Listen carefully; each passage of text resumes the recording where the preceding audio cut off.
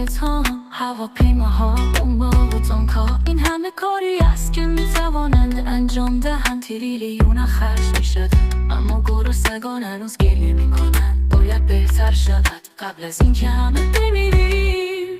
توده های احمق تشویق میکنند و فریاد میزنند، در حالی که سیستم شکوفا میشد شک را غرق کنند. غذاهای شور برای هفته های یخ زده، غذا و اشتباه برای روح وجود ندارد. ای کاش جهانی را ببینم که در آنچه که تمام شده باشد، جایی که عشق قلب همه را پر کند. لنون تصور کرد شعله او را خاموش کردند، اما من هنوزم باور دارم. آیا همه شما دیوانه شد هیت؟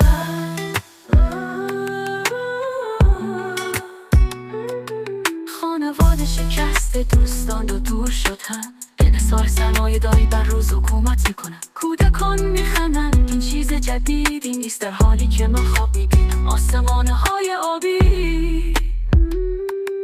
ویسکی خود را بنوشید، شراب را سر بکشید، ساعت را نادیده بگیرید. زمان زیادی وجود دارد، ماشینای جنگی ما را زیر نگاه خواهند داشت، با تبلیغات و ترس بی پایان. ای کاش جهانی را ببینم که در آنچه که تمام شده باشد، جایی که عشق قلب همه را پر کند.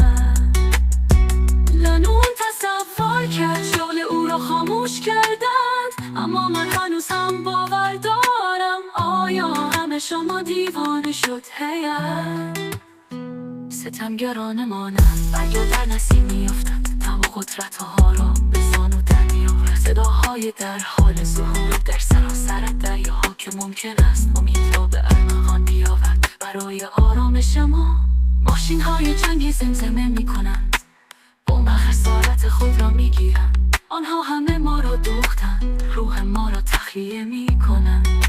تریلیونا برای سلاح، در حالی که گرسنگان هنوز گریه میکنند. دنیایی بدون پناهگاه، جایی که عدالت خواهد مرد.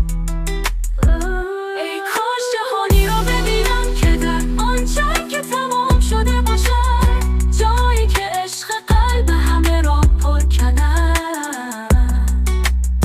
لنون تصور کرد شعله او را خاموش کردند، اما من هنوزم باور دارم. آیا همه شما دیوانه شد هیت؟ از طریق قلب های شکسته و چشمان خسته، هنوز هم تصور کنیم که امید هرگز نمیمیرد. یک طوفان ممکن است مرا ببرد، آتش ممکن است مرا بسوزاند، اما آهنگ صلح من برای همیشه باز خواهد گشت.